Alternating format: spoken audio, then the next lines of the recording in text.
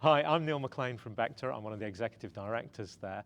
I look after everything that's to do with schools and how they use technology, because Becta is about promoting the best use of technology in schools and colleges across the system.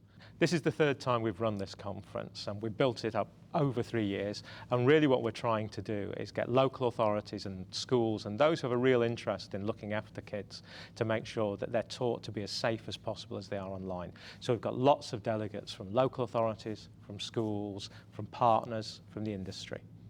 E-safety is absolutely essential, and that's part of why we launched our new resource for 5 to 7-year-olds, which is a cartoon called Lee and Kim's Adventure, and it's all about making sure that children learn the right habits and behaviours online when they're young, so they can stay safe when they're older. So it's absolutely essential that we educate children while they're still young.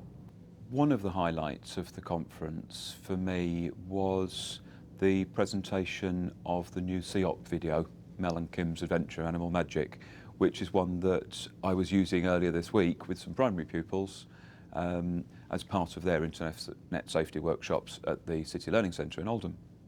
And I really like that new resource, and I really like the sophistication of the messages that it contains, even though it is aimed at 4 to 7-year-olds. Because the very first tip in that film is along the lines of people you don't know are strangers, and they're not always who they say they are. So it doesn't say, don't talk to strangers, don't have friends online. It says, have some critical awareness when you're engaging with friends online. Now that is a sophisticated message, and it's the right message to be giving to young people. It's not good to have just firewalls and things blocking all the time, because you may be able to block it at home, but when they go to their friend's house, or when they use their Bluetooth-enabled phone, or they get an iPhone, they're not going to have those same sort of blockages there. So I don't think it's always appropriate to use technology to protect from technology. You need to educate the person. Because if young people are told, don't engage online, don't talk to people online who you've met online, well, no, they're not going to take any notice, because actually lots of people do make friends with people online, and very fruitful friendships. The important thing is the critical awareness to recognise that however long you've been talking to someone online, they are actually still a stranger. I think in the case of students, they take on the new technologies a lot quicker than I do, a lot quicker than parents will, and they can run with it. I think it's more about making sure that they are brought up to respect the new technologies and how to use it responsibly and sensitively.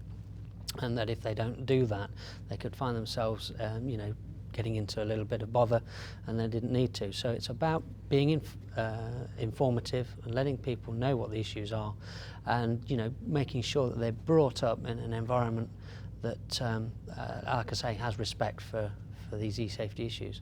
We know schools have been putting a lot of work in. We've been supporting schools to do that. We really wanted to get a sense of how this was all going. And the really exciting and interesting thing that came through very, very, very strongly from what Ofsted was saying through its study was that the schools that are getting this right aren't simply locking down the internet. They're not saying, we're going to keep you safe by protecting you like this. The schools that are getting this right are the ones who actively think about it and help kids understand how to get the most out of the internet. And that was incredibly reassuring to get that message from Ofsted. I really enjoyed the presentation from the young people from the Oldham Youth Council, because when you're doing the kind of job I do, and you have to prepare a lot of information and presentation and ensure that everybody is aware of the information that you've got, that it's up to date, I'm forever on the internet because I'm always looking up information. I use YouTube a lot, I use other people's websites, and I go on to different youth councils' websites to make sure that I'm in tune with what's happening, because the reality is I'm not a youth. And I've used Oldham Youth Council's website in the past because it's really good and very positive. So to get the opportunity to hear them today and to see what they did for National E-Safety Week, Internet Safety Week was smashing. It was really good. I think one of the great things about the conference was to hear from some young people at the start. And I know it's a bit cheesy to say we ought to spend more time listening to young people, but we should. One of the things that goes wrong is a broken conversation between old people like me and young people who are actually doing things. And when do you get broken conversations? You get broken conversations when you're not listening.